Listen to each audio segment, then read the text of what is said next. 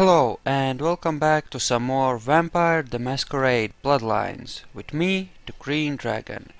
So, our little vampire is traveling through the mansion of a member of the clan Malkavian, which is the clan of insane vampires. And he has had to resort to violence in order to survive here, and he will continue to do so as necessary, but at the same time he will attempt to minimize the violence he deals here because he's worried about the consequences when he actually meets the owner of the house, because these creatures, crazy though they may be, are probably in some way connected to the owner. So let's listen to this next recording. My studies proceed at a languid pace. I'm mired in foul ennui as my wife's innocence passes. My subjects grow restless without proper supervision, but I cannot pull myself back from this black depression. How many nights I've wasted now, gazing from the tower walk, pondering the frailty of existence. Would you like to talk about it? No? Okay. Let's go upstairs. Maybe we can finally meet the guy. Nope. Ooh, view. Very low res basic view, but a view all the same. Oh, and there's the Princess Tower. Woods? Okay, let's keep going. Yeah, so my character is starting to more and more realize that he is no longer part of humanity and that things work differently now. And that if violence is necessary, he must be ready to deal it out in order to survive. Like here, he has to find the owner of this house. This human ghoul is in his way. So he does what has to be done. He does not enjoy it, but he recognizes the necessity of it even while he dislikes having to do it. Sneaky, sneaky.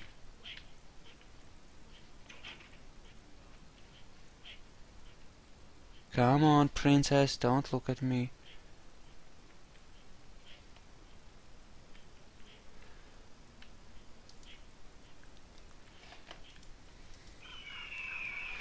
Okay, there we go. That guy is moving around. We have to deal with him.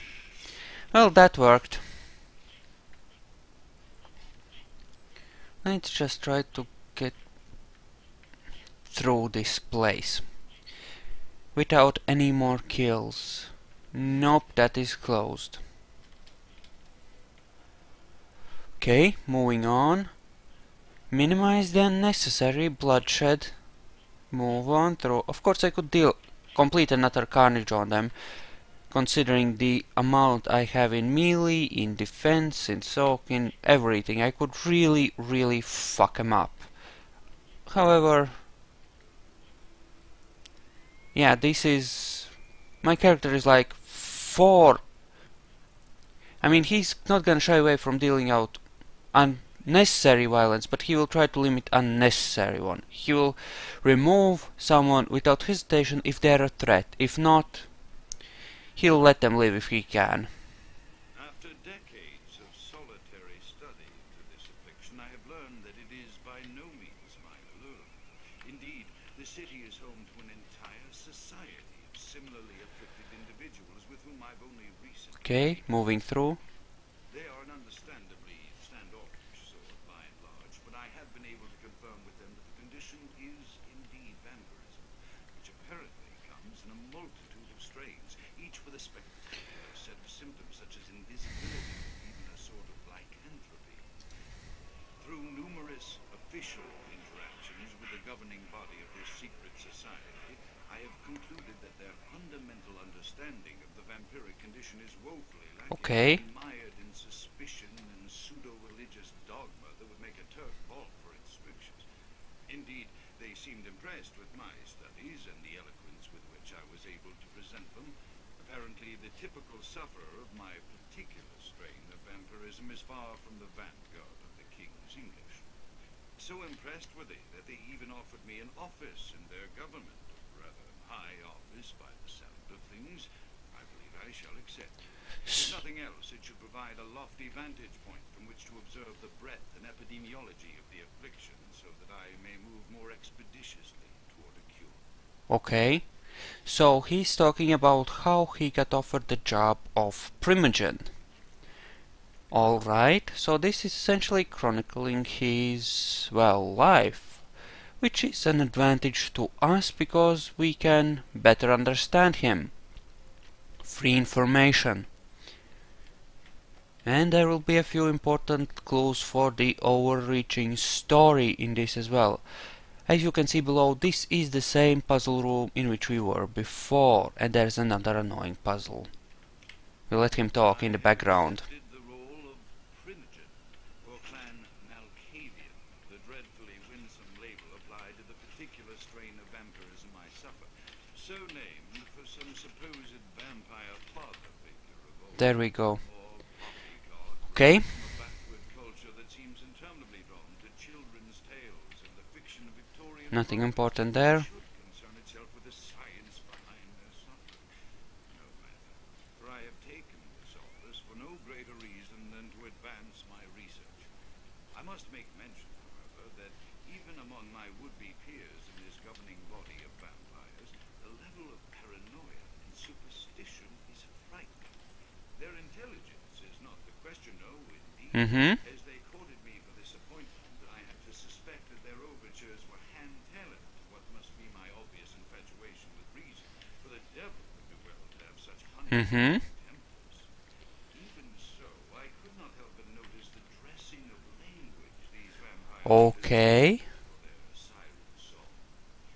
Whether it is born of habit, from addressing their unwashed, ill-educated subjects, or from their own deep-seated beliefs, their linguistic flourishes belie a faith in superstition over the providence of empirical reason that must be an all-pervasive theme in this society of darkest night. Damn it all, now I'm doing it too. Okay, so some important clues there. For our character anyway. So those people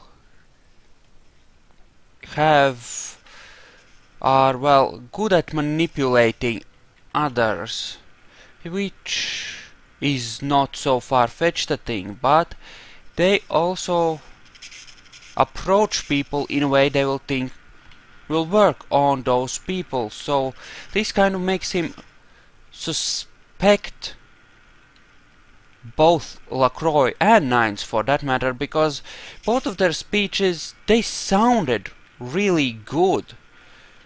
And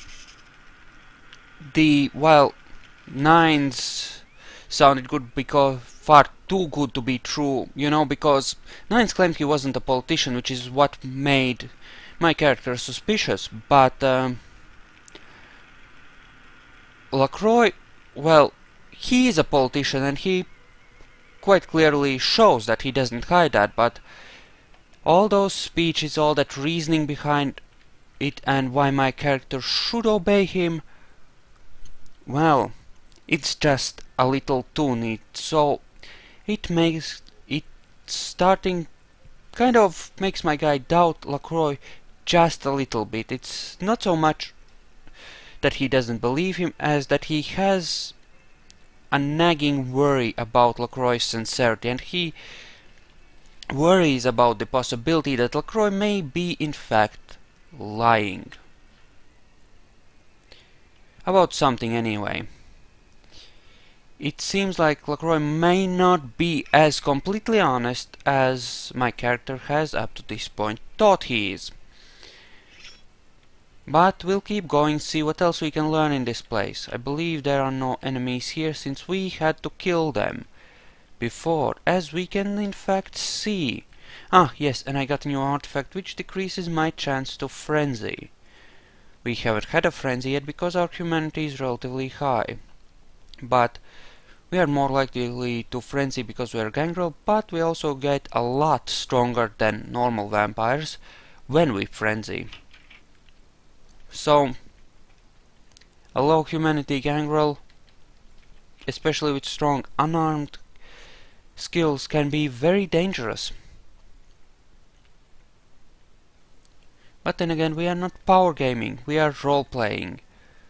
So yeah, my guy was never into that violence, but he did want to live and he did want to enjoy life, and that is what is gradually turning him into a bit of a monster, because he wants to keep on existing, and I mean, he has always been a bit self-centered, even in his mortal life, and now, well, wanting to live and focusing on his needs first above those of others, it kind of naturally leads to him doing what he has to in order to survive. So it's, in my opinion, like a natural progression of his character.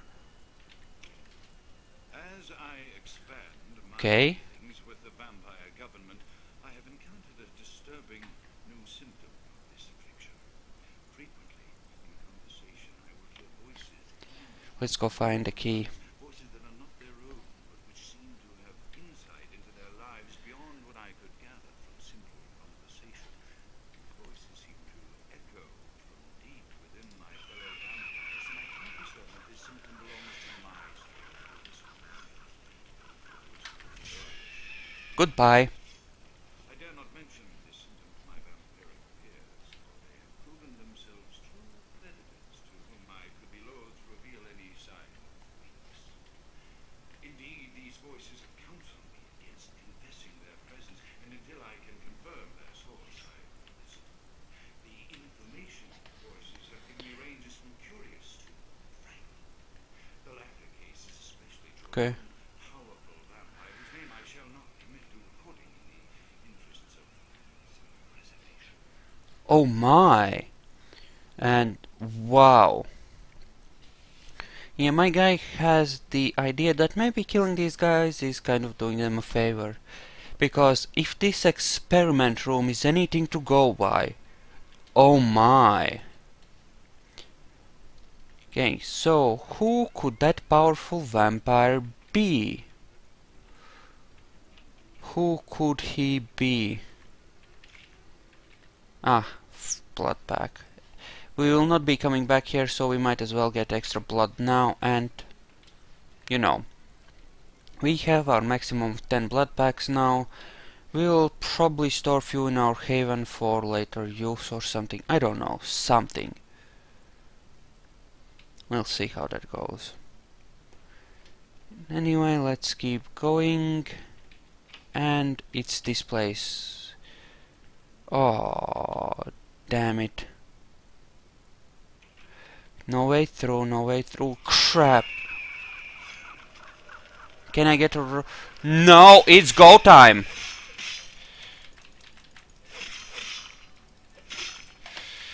Well, at least we're not taking too much damage because of our armor and defense. No, nom nom nom nom. Okay, let's refill.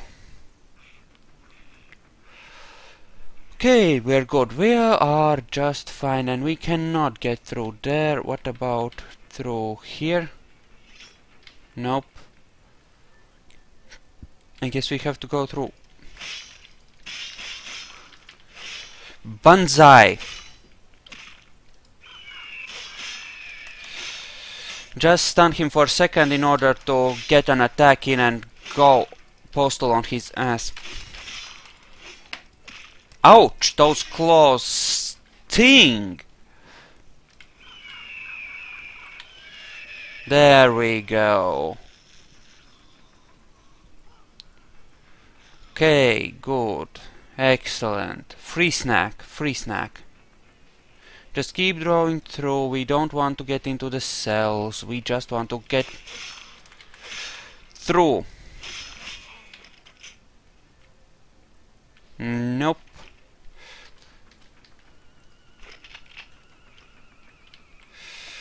And going on up. Yeah, my guy is you know, not liking this whole situation. He doesn't like this place, he doesn't like all the bloodshed he has to deal out, but he has his orders from the prince, and that's what he's gonna hide behind if there's trouble from the local elder. You know, it's gonna go that his defense is that he was just doing as ordered.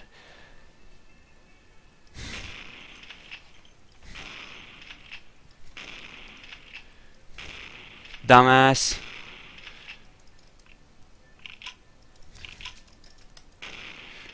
And goodbye. Yeah, he's really starting to feel like he himself is going crazy because this place is crazy. Ooh, morphine. The voices have increased in frequency and direction. Okay, They have begun to stay with me long after conversation ceased. I'll just keep going because we can still hear that. Others are beginning to notice my preoccupation with vampire gangs. I'm thinking again of the particular vampire of whom I spoke previously. Okay. They're not named for my growing fear. If the voices are to be believed, then my prophet is one. They speak of his blackest crimes, both past and future. More than once, I have seen the suspicion in his eyes and heard the distrust in his voice when speaking of me. The fear must register on my face, as it is all I can do in these moments to keep from crying out in chorus with the voices. Okay. That sounds crazy, but it's also something we cannot entirely discount. Because I believe someone must have mentioned to me in the stuff which we pretend happened but never did when we were talking about various clans, that Malkavians do have deeper insight than most and that their craziness sometimes gives them access to more information than is normally available. Let's listen to this one. I am no longer safe. I know it. Oh. The voices have proven themselves authentic, and I have withdrawn from the vampire society. Oh crap. My absence will no doubt draw attention. No longer hold my fragile composure around the ravenous eyes of my vampire peers, especially not around him. The voices compelled me to make what I fear is a Faustian bargain. But I had to, for their demands are constant and merciless. I have secluded myself within the mansion. I know he will strike out at me. He will go to any length to achieve his ambitions, and he knows it, I know. I have taken precautions to protect my beloved one. The cure will have to wait until our immediate safety is guaranteed. The mansion was constructed with security in mind, but at that time I was not privy to the full range of vampire capabilities. Oh. Voices echo in the twisted corridors of my psyche, dark whisperings of a macabre and formless menace, the approach of which portends an end to all of this. Oh crap. Yeah, my guy can't decide if this guy is crazy or if there's something more going on, but this does seem to talk about recent events. This is in fact why I am here, so we shall proceed. Okay. The door further on, I believe, is locked, which means that we have to look for a way to open it. Oh, let's turn this on. Yeah, not crazy at all.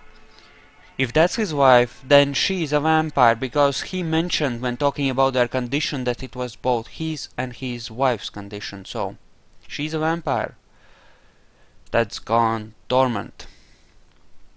You know, death like sleep, that kind of thing. And the lock opens. We can in fact proceed. Moving forward. Yeah, my guy doesn't know if there's something, you know, something to what the recording said or not, but he's looking forward to talking to the vampire here because he wants to learn more about what's going on, if he can.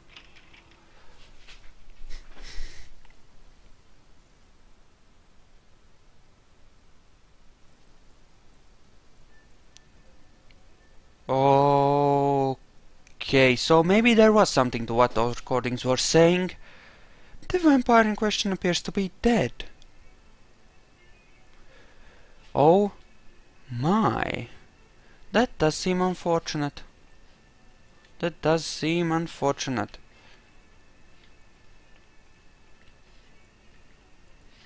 What the fuck? That is not as it should be.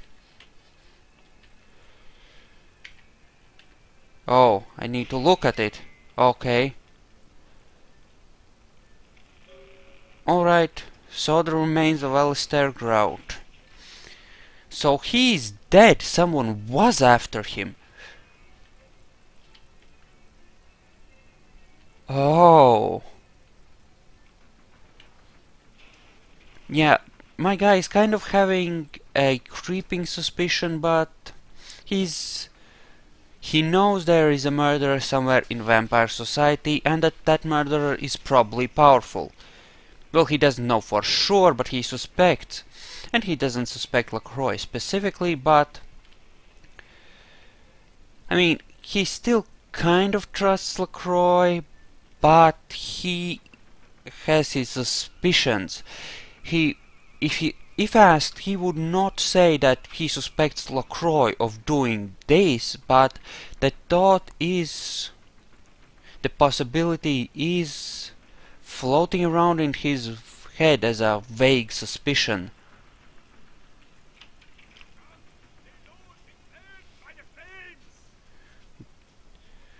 Grout's dead. Who the hell are you?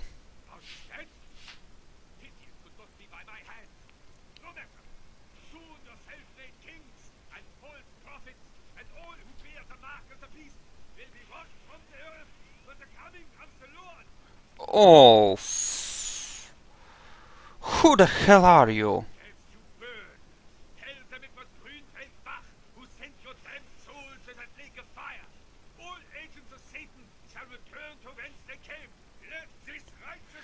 Dude!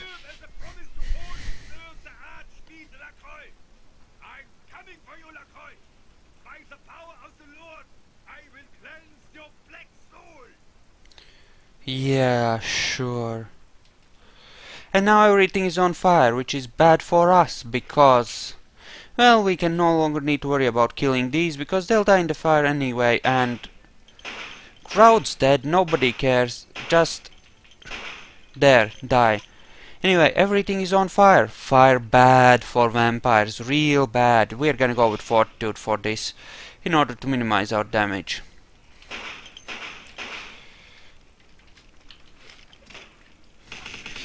And he set us on fire with that attack. Fun times. Out? Whoa! No, no, no, no, no. Yeah, well, they have virtually no health, so... Oh, hell no. So this thing is actually good, because you can just spray. And hit them once and they die. But really we need to run and we need to keep our fortitude down. And this is me just role-playing. My guy is scared of the fire and he doesn't want to get burned, and he sees this as really dangerous, so he's gonna try to avoid damage by using fortitude. Using his vampiric powers to his advantage. And we've taken pretty little damage so far. Okay, and out, out, out, out, out, out, out. Okay, we are out. Boom. And let's head back downtown. I believe we have something to report to the Mr. Prince. Things are interesting.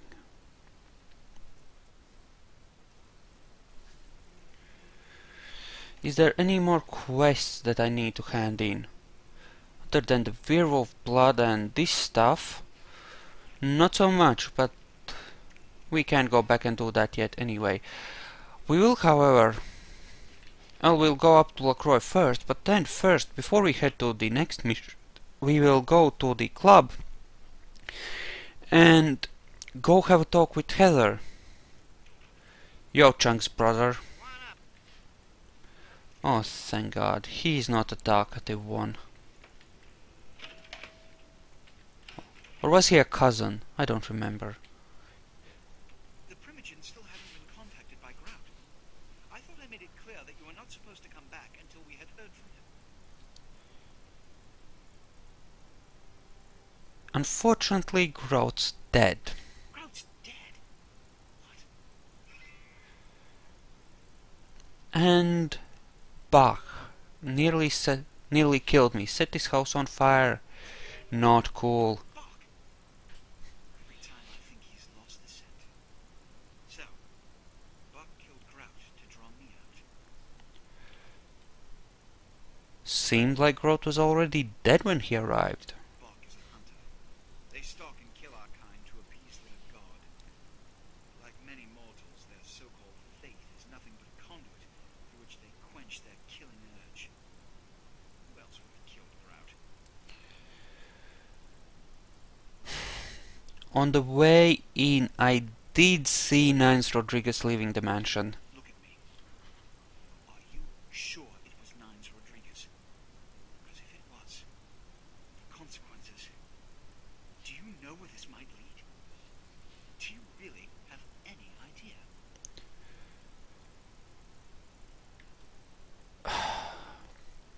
I'm kind of sure it was Nines. This may mean war with the Anarchs, is that right? It means, under most circumstances, I would call a blood hunt on the murderer immediately. However, the Anarchs of this city may interpret such an action to be a declaration of war. I do not want a war with them. This decision will take some time. I need to confer with the Primogen on this. In the meantime, I've come to a decision on the Ankaran sarcophagus, and I believe that for the safety of the inhabitants of this city, we need to place the sarcophagus under Camarilla protection until its contents can be confirmed. You're becoming quite indispensable to me. So, out of all my available personnel, I'm going to entrust the retrieval of the sarcophagus to you. It was quietly delivered to the Museum of Natural History a few hours ago. Well, if that's the case, I'll go at once. Happy to serve the community. The manifest from the Dane shows there was a small box from the same dig on board, but it was listed as missing. Keep an eye open for it. It may have been overlooked. It's crucial we get the sarcophagus in our possession within the next few hours. All these tasks have left me a little short on cash. Yes, of course. Here. I can't have one of my representatives running around ill-equipped for that task. So, what do you want me to do? Here are the keys to the front door of the museum. The sarcophagus should be in an examination room of some sort. There's a small security staff on site, but I don't want a massacre. Mortals are just as easy to deceive as they are to kill. I will do my best.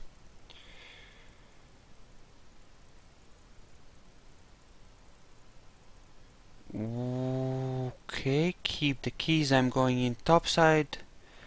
I'm ready to go, but not through the front door. No keys needed. I'll find another way in.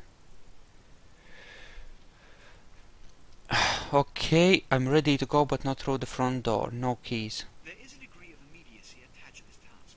Work fast. And, as on the Dane, you are not to open the Ankaran sarcophagus for any reason. Excuse me. Sure. Okay, so... yeah. My guy is still buying into the whole... the prince is just trying to hold the community together thing, and kind of trying to help with that, partially because he wants to be good with the prince, partially because he still feels like he owes the prince a bit, and partially because he wants to show the community that he is an upstanding and loyal member of said community. Go figure. Vampires are weird like that. Okay. Let's go talk to her. She should have some money for us. Okay. Been a while. Your money's been piling up. Here, that should provide for an interesting evening. Rock on. Nice. Now let's go talk to Heather. She should have something interesting for us as well. Yeah, we probably won't be able to avoid a massacre at the museum, unfortunately. There is gonna be some nastiness there. But then again, this is not a nice game. This is more like a horror game than it is anything else. So, yeah, a horror slash role-playing game. But it's not about niceness. Oh, no, no, no, no, no, no, no. This is not a nice game.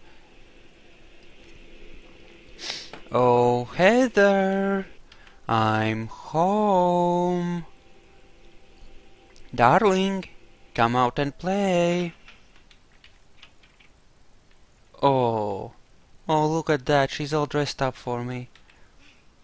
Finally, you're back. I thought maybe something happened to you. I couldn't do such a thing. If you disappeared, how could I go on? But you're here now. I'm so glad when you're near me. Okay. Oh, this is so dysfunctional. Calm down, my pet. Here, take me internally. I'm forever yours. Feeling.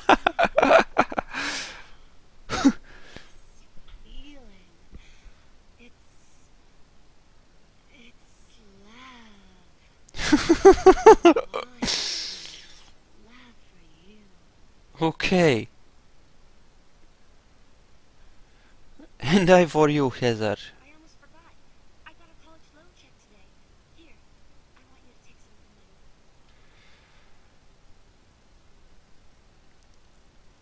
money. Yeah, I can't take that. I'd rather you keep it. I think I'm gonna drop out of school.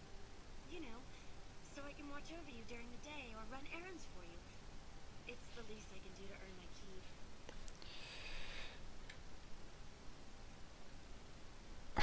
Well, when you put it that way. I'll try to get more, you know, when I can. Good. I'll be back later.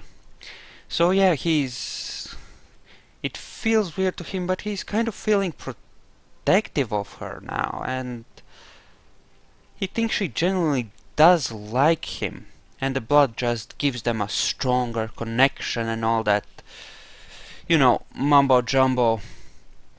And well, yeah, he's